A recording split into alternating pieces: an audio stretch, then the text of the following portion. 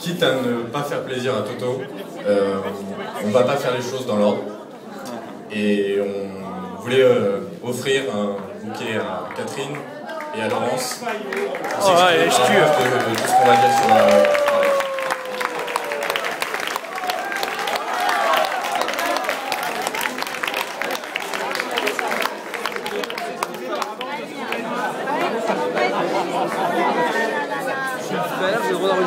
Ça c'est Kata, ça. Kata il offre toujours des fleurs. À mon avis, ça va être dur. Et 4 c'est ça, spécial. Alors, Alexandre.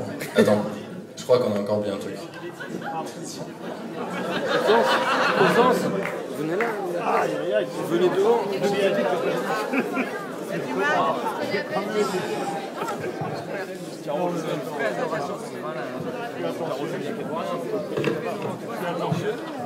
C'est le côté là.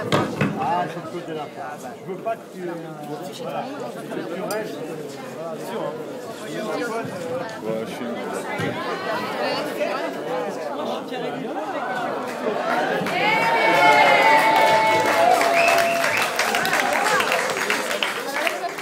Chaussettes blanches. Voilà les casquettes et tout. Là, je crois qu'on est prêt. T'es sûr? Oh là là, ils sont... Alors, Alexandre est né le 23 novembre 1985 dans une bergerie parisienne. Fils aîné d'une famille de 4 enfants, il fit ses premiers pas sur les pistes de ski aux Contamines. Il était un enfant modèle, poli et joyeux. Travaillait bien à l'école, ramenait toujours de bonnes notes et de bonnes appréciations. Attends. Je crois qu'il y a un truc, là. Son niveau d'anglais, même notre stage à Édimbourg, linguistique intensif, n'a pas suffi à le remettre à niveau. Au fait, Adrien, Édimbourg, c'est pas en Suède, mais en Écosse.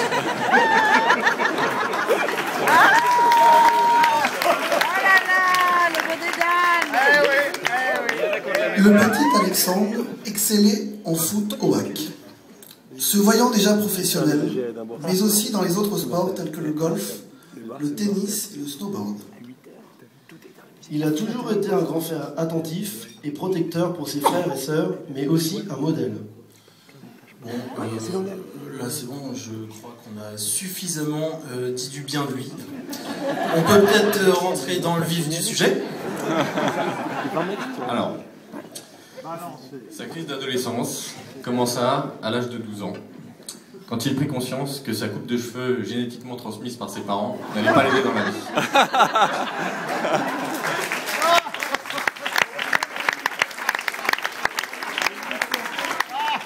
Il se rebelle d'abord contre eux, en les enfermant dehors et en les laissant dormir toute une nuit sur le palier.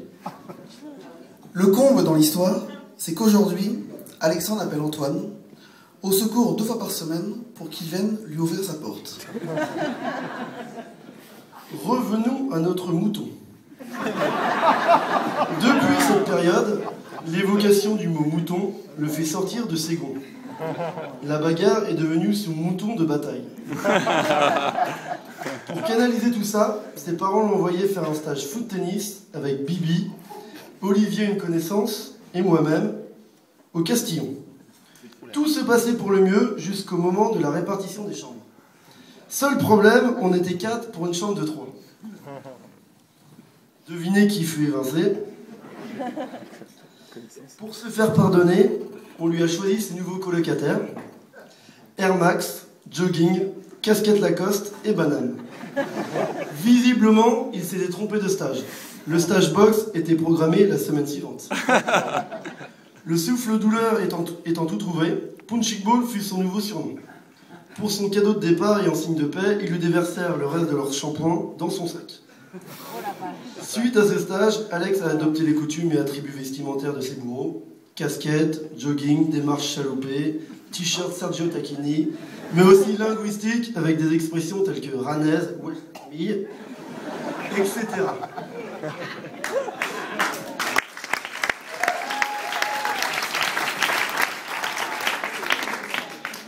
Ce stage fut bénéfique pour sa carrière footballistique qu'il poursuivit au HAC, contrairement à son frère Crête, qui fut remercié pour sa cueillette abusive de pâquerettes dans les buts lors des matchs officiels.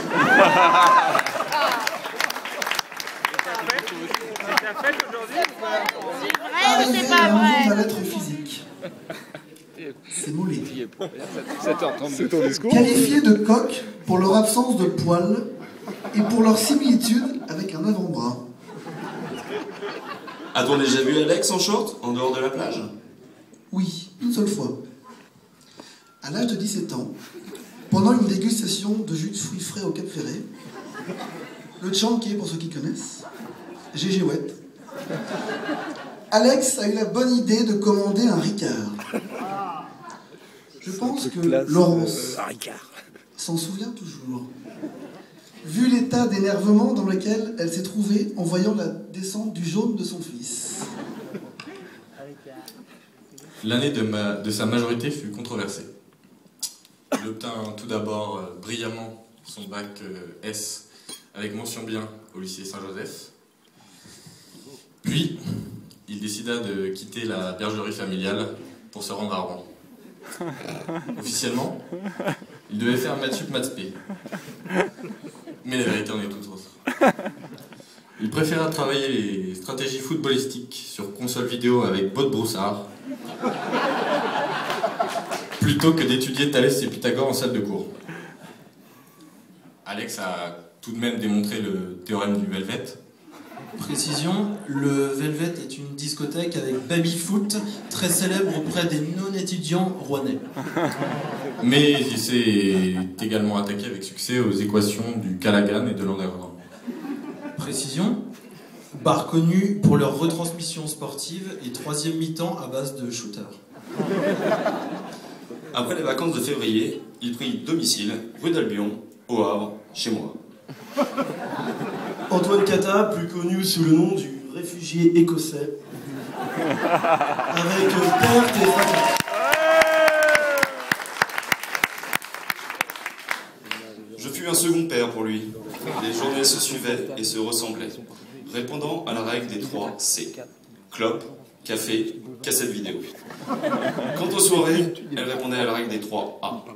Abricotier, apéro et amnésie nocturne.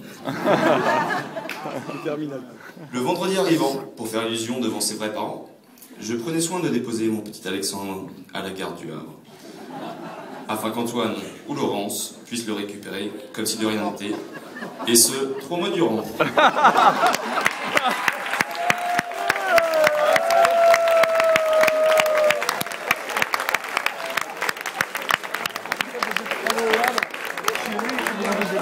L'année scolaire s'achevant donc sur un échec, et avec un manque certain d'argent, il décidait d'aller travailler chez Ronald durant l'été. Considéré comme un employé modèle, il apprenait le dur labeur de la fabrication du Big Mac et du cheese, travaillant jusqu'à l'épuisement, comme l'atteste cette fameuse chute à vélo sur le chemin du retour à la maison, qui lui a valu 3 semaines d'arrêt de travail. Hop hop hop. Revenons sur cet épisode. Mais est-ce vraiment en rentrant du McDo qu'il s'est fait du mal? Saviez-vous qu'au Havre, il y avait 2 fuseaux horaires? Quand il est 22h au McDo, il est en réalité 4h du match chez Romain Felvarch.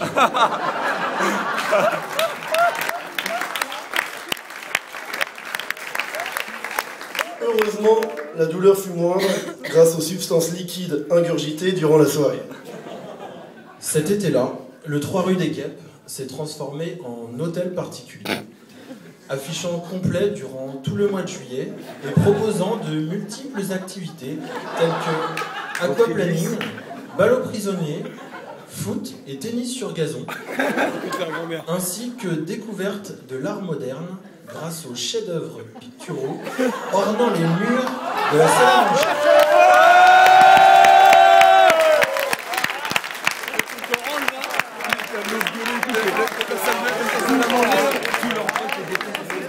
On profite de cette occasion pour vous remercier, Antoine et Laurence, de nous avoir offert involontairement de si nombreux souvenirs mémorables dans votre maison. La rentrée arriva, et Alex changea de voie pour trouver celle qui est la sienne et dans laquelle il excelle aujourd'hui, la kinésithérapie. Passage donc par la Belgique, réputée pour ses moules frites, sa bière, et aussi l'humour de ses habitants. Même si c'est bien connu, le diplôme est plus facile à obtenir qu'en France. Il y a des surprises encore ou... Je sais pas, moi je connais pas du tout, mais je découvre comme vous. Alex excella dans tous les domaines, grâce à sa capacité de travail bien connue de nous tous. Et vous l'aurez compris, nous ne parlons pas ici uniquement de kinésithérapie. En effet, fort de sa formation à Brest, il ne voulait pas perdre le rythme et se mit tout de suite au travail en écumant les bars belges, à la recherche de nouveaux breuvages à présenter à ses formateurs à Brest. Ses pairs cuisiniers lui attribuèrent alors le surnom de Canette. Pour plus d'informations sur les années belges d'Alexandre, veuillez vous en référer à Brice, ici présent, qui saura vous en dire davantage. À la table des mariés. Afin de décompresser de ses études de master, Alex rentrait de temps en temps à la bergerie où nous le retrouverions sur les terrains de hockey. Son fair play et sa bonne humeur légendaire marquent encore les esprits du lac hockey. Son idole, un dieu du foot, un certain Eric Cantona. Non pas pour le talent, mais pour son côté bagarreur. Alex le copiait dès qu'il le pouvait sur le terrain, et les cocards reçus par ses adversaires en ont été la preuve. Ainsi, il fut honoré tous les ans par les hackmen de la médaille du meilleur gueulard. Son armoire en regorge. C'est là que le surnom de gardien Lafargue est né. Si Alex est un mauvais joueur sur le terrain, il en est de même dans la vie de tous les jours. Il n'assume pas du tout. À ce sujet, Antoine Dorange, on tient à vous informer que le coup de pied dans l'armoire de l'entrée n'était pas celui d'Adrien, comme Alex vous l'avait dit, mais c'était bien lui le responsable.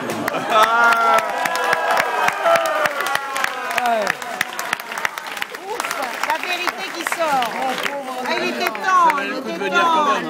Par contre, le retournement de votre pelouse, qui a eu lieu cet été pendant vos vacances, eh bien le chef-d'œuvre d'Antoine Gibon et de Jeff Loiseau, là-bas. C'est aussi à cette époque qu'Alex s'est découvert une passion pour le cyclisme. Sans doute hérité d'Antoine et de ses après-midi Tour de France au Cap Ferret. Et l'on peut dire qu'Alex excelle dans ce sport, puisqu'il collectionne un nombre impressionnant de victoires d'étape. Maillot jaune. Et maillot jaune associé. Chacun se rappelle de l'étape de la baie vitrée aux régates, où Alex a franchi la ligne d'arrivée avec fracas. N'étant pas égoïste, il aime partager son maillot avec ses amis les plus chers. Toto, Lolo, encore une fois, s'en souviennent. Paul Gaillard, ici présent, qui lève la main s'il vous plaît. Paul, debout. Paul Gaillard, revêtant fièrement le maillot jaune prêté par Alex, a un soir fait des pieds et des mains afin de pouvoir dormir entre papa et maman Lafarge.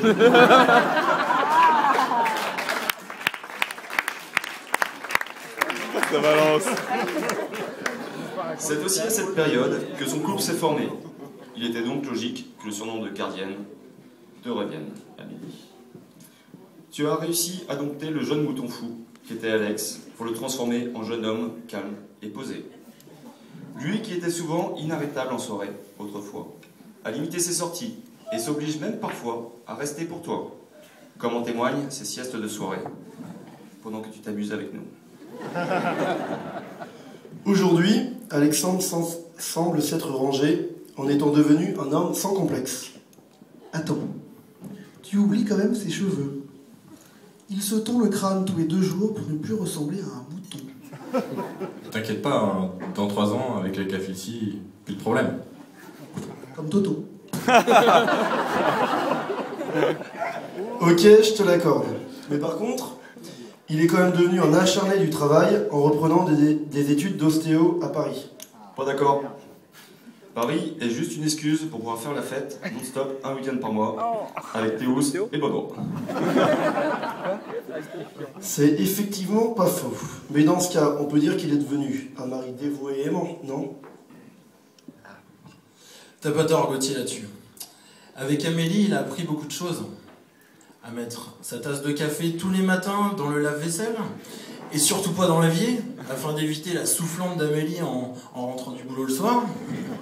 À cuisiner des bons petits plats, c'est bien le fils de son père. Il est d'ailleurs passé maître en préparation de barbecue. Aidez-moi les potes là. Bon, avec ça, il a déjà plus de cordes à son arc qu'une bonne partie de nos potes. À passer l'aspirateur tous les soirs après dîner. À bricoler. Il a construit une terrasse en bois pour qu'Amel puisse y bronzer. Et l'année prochaine, il envisage de réaliser le rêve d'Amel, lui offrir une piscine.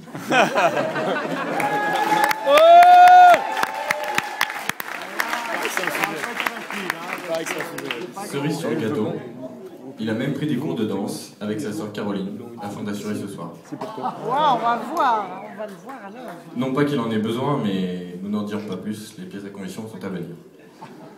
Et oui, monsieur. Il est quand même devenu, il y a quelques mois, un père attentif. C'est vrai qu'il n'hésite pas à sacrifier ses soirées pour donner le biberon à Corentin ou lui changer ses couches régulièrement, tous les 2 mois et demi. Et si cela avait été physiquement possible, on pourrait parier qu'il aurait allaité Corentin. En tout cas, il y a bien un point sur lequel il n'a jamais changé. Il a toujours été un super pote. Enfin, jusqu'à ce soir. Toujours prêt à faire la fête, à rendre service, et sur lequel nous savons que nous pouvons compter en cas de coup dur. Il ne nous reste plus qu'à vous remercier, Amélie et Alex, ainsi que vos parents respectifs, pour ce beau mariage, et vous souhaiter plein de bonheur pour la suite de votre vie, afin de ne pas vous laisser dans le doute et de vous prouver la réalité de nos propos. Voici quelques preuves en images.